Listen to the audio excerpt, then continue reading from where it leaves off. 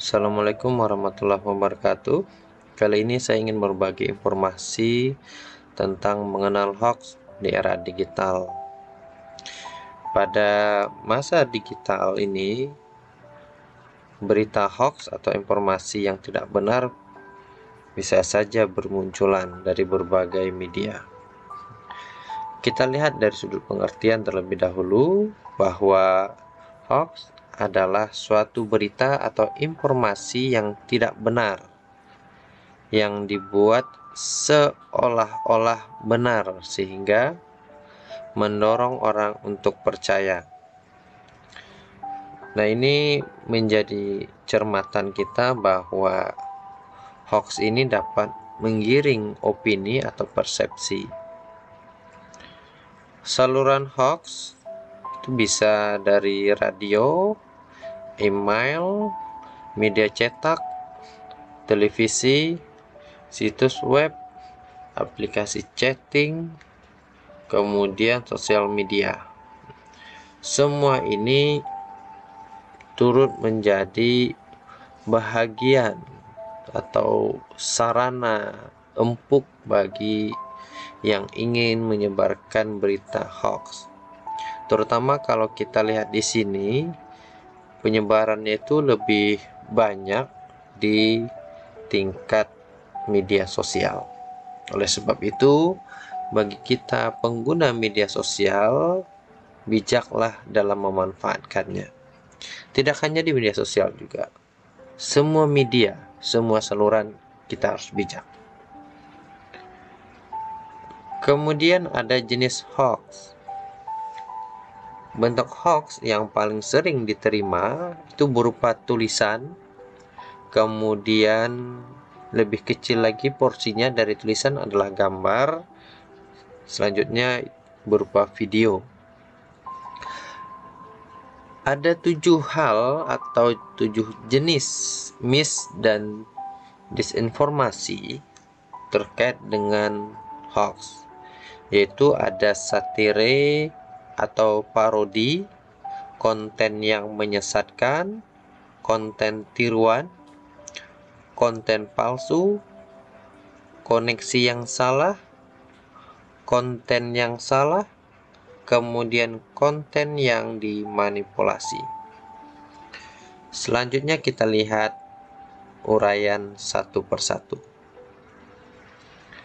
Satire atau parodi, yaitu informasi yang dibuat untuk menyatakan sindiran terhadap suatu keadaan atau seseorang. Biasanya disampaikan dalam bentuk ironi, sarkasme atau parodi.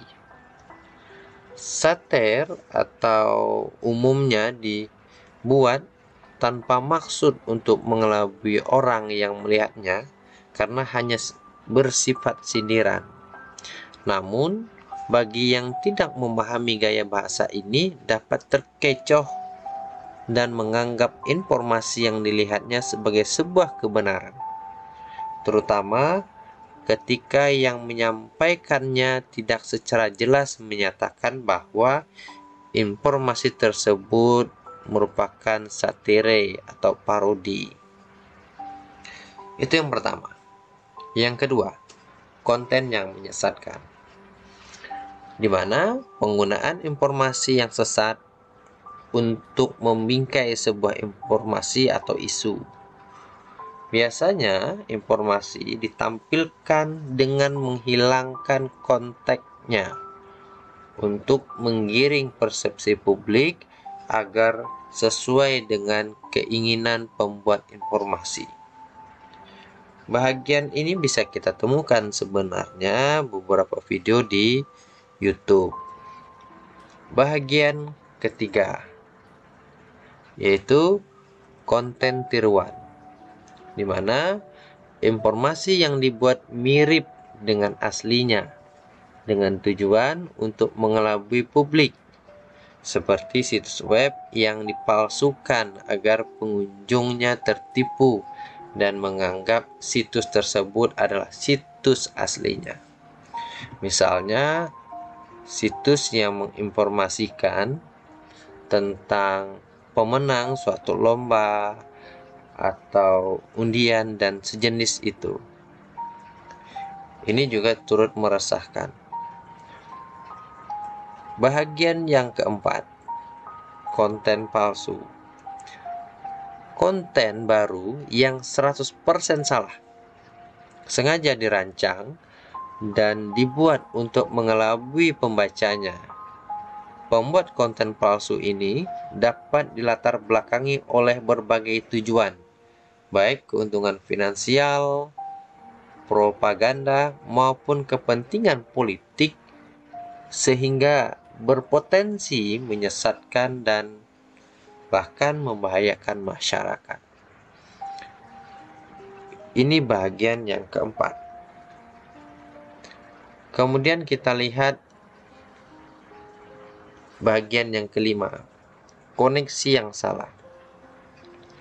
Ketika judul, gambar, atau keterangan tidak mendukung konten yang sebenarnya. Salah satu contohnya adalah metode clickbait, membuat judul atau gambar yang mengandung orang untuk mengklik tautan yang tersedia dengan bentuk yang provokatif, menarik, dan sensasional. Padahal kontennya sendiri tidak seheboh judulnya atau tidak berkaitan sama sekali dengan konten yang berada di dalamnya. Kemudian bagian keenam, konten yang salah.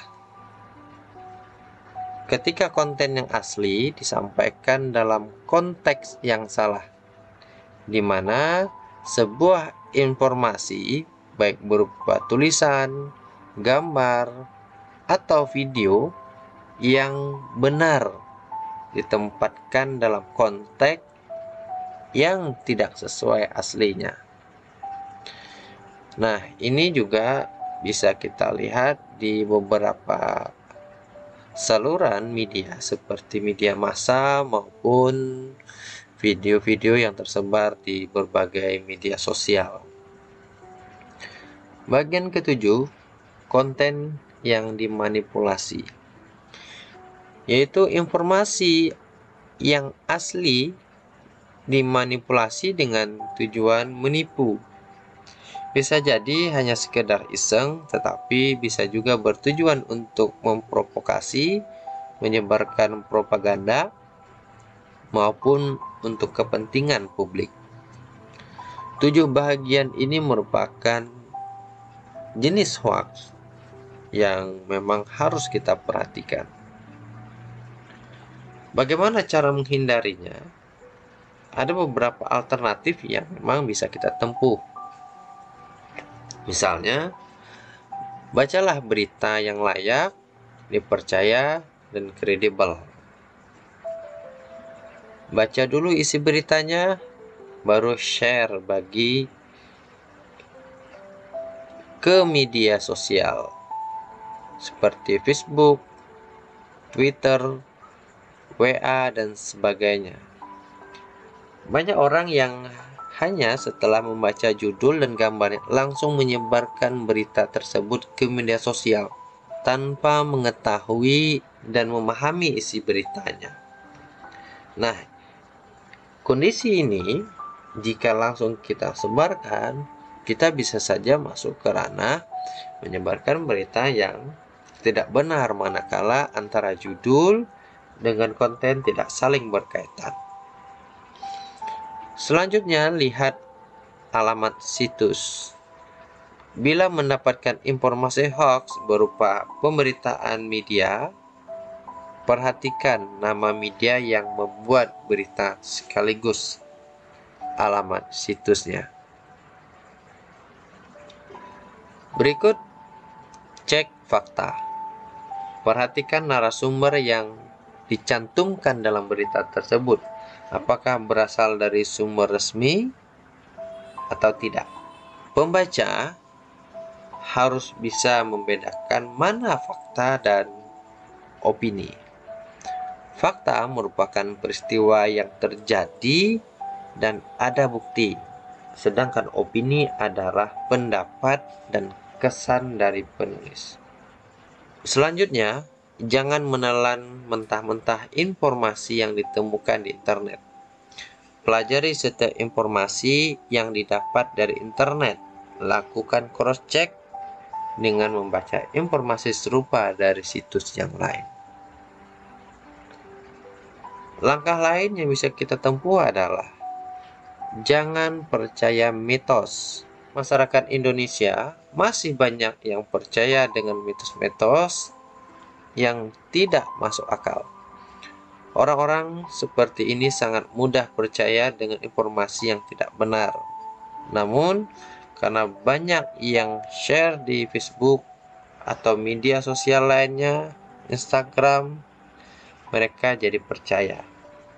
Kemudian ada lagi, jangan mudah terprovokasi dengan berbagai informasi yang tersebar di media. Selalu ingat bahwa tidak semua yang dibaca di internet dan di media sosial adalah informasi yang benar. Cara ini bisa kita lakukan untuk menghindari hoax, baik yang sifatnya untuk kepentingan kelompok, kepentingan lembaga, maupun untuk kepentingan individu. Pada kali ini saya ingin mengatakan bahwa memberikan informasi bohong sama halnya membuat kekacauan dan tidak bermoral. Jangan lupa subscribe, like, comment, and share. Terima kasih. Assalamualaikum warahmatullahi wabarakatuh.